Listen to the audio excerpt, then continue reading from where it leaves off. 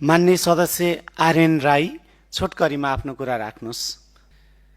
सम्माननीय सभामुख महोदय, आज यस सम्मानित सदनमा नेपालको सार्वभौम सत्ता र राष्ट्रियता र भौगोलिक अखण्डतासँग प्रत्यक्ष रूपमा जोडिएका गम्भीर विषयमा सम्माननीय प्रधानमन्त्रीज्यूको अभिव्यक्तिप्रति आफ्नो धारणा राख्नु पर्दा प्रधानमन्त्री जस्तो उच्च र सम्मानित पदमा आसीन व्यक्तिको अभिव्यक्तिप्रति प्रश्न उठाउनु पर्ने अवस्था सिर्जना भएको देखेर मलाई गहिरो दुःख र लज्जा बोध भइरहेको छ।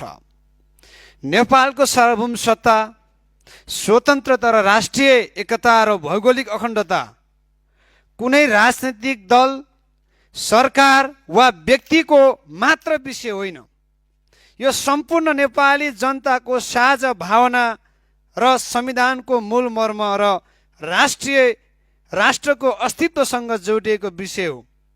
त्यसैले यस्ता संवेदनशील विषयमा व्यक्त गरिने अभिव्यक्ति सधैँ स्पष्ट, जिम्मेवार र राष्ट्रहितको अनुकूलतामा हुनुपर्दछ।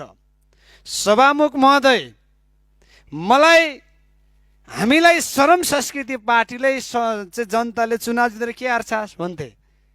पहिलोचोटि सदनमा गएर देश बचाउने काम गर्छौँ, त्यस पछाडि मात्रै विकास र निकासको काम गर्छौँ हामीले भनेका थियौँ सभामुख महोदय।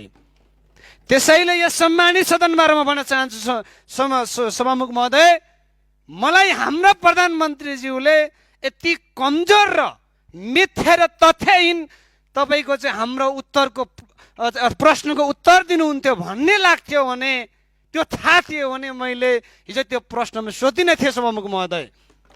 मलाई आज आफैले लज्जास्पद तपाईँको महसुस भइरहेछ सम्माननीय सभामुख महोदय।